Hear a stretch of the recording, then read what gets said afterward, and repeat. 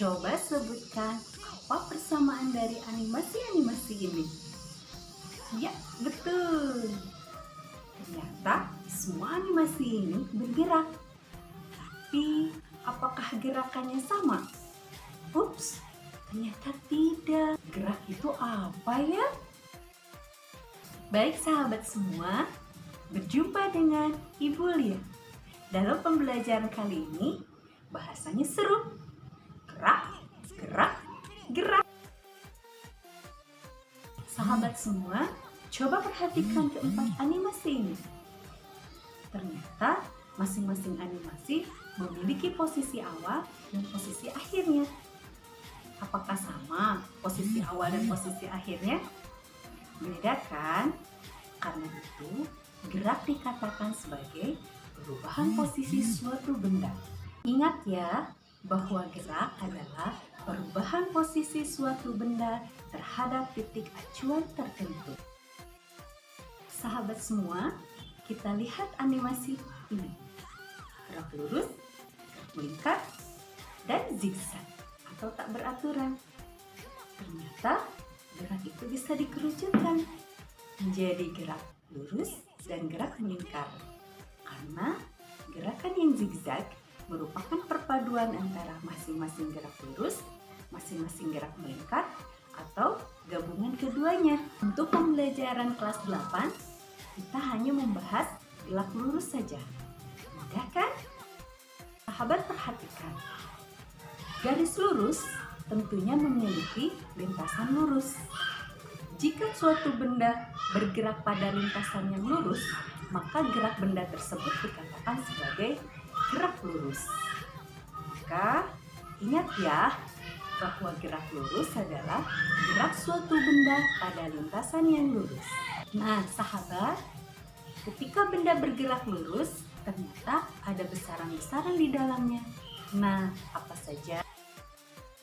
Awalnya benda di A, kemudian bergerak ke B. Ada apa sahabat?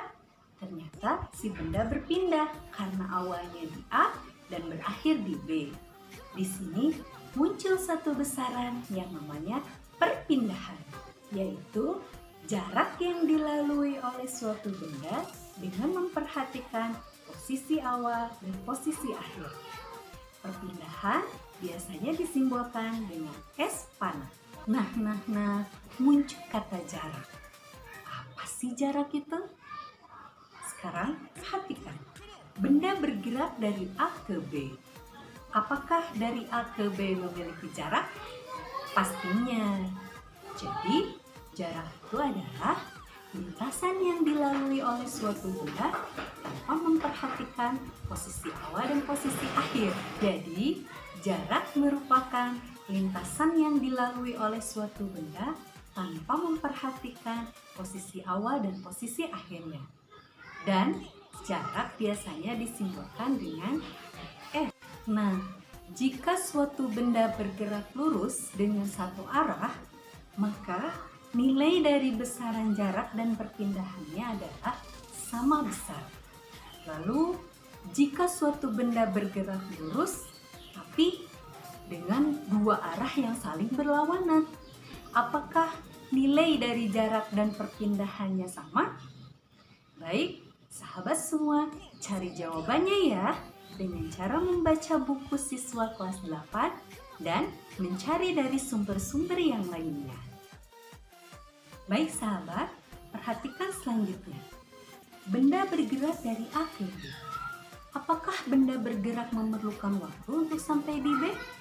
Tentu, karena ternyata waktu senantiasa membersamai kita, seperti umur. Walaupun tak terasa, pasti bertambah, ya bukan? Sama halnya seperti benda tersebut. Dia bergerak dari A untuk ke B, maka besaran selanjutnya adalah waktu. Dan waktu biasanya disimbolkan dengan T. Sekarang kita lihat, jarak dari A ke B adalah 60 meter. Jika memerlukan waktu selama 60 detik, kira-kira berapakah kemampuan benda tersebut untuk menempuh jarak? tiap detiknya. Sahabat pasti tahu kan? Tinggal membagi saja antara jaraknya dengan waktunya. Berapa hasilnya? Ya, 1 meter tiap detik atau 1 meter per sekon.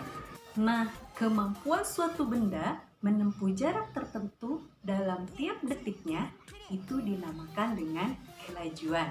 Biasanya disimbolkan dengan V, atau secara matematis bisa ditulis dengan V sama dengan S per T. Dengan V adalah kelajuan dalam meter per sekon, T adalah waktu dalam sekon, dan S adalah jarak dalam meter. Sahabat semua mengenal ini? Ini adalah speedometer. Di mana sahabat menemukan ini?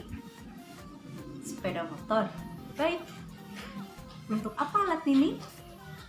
Ternyata alat ini adalah untuk mengukur kelajuan.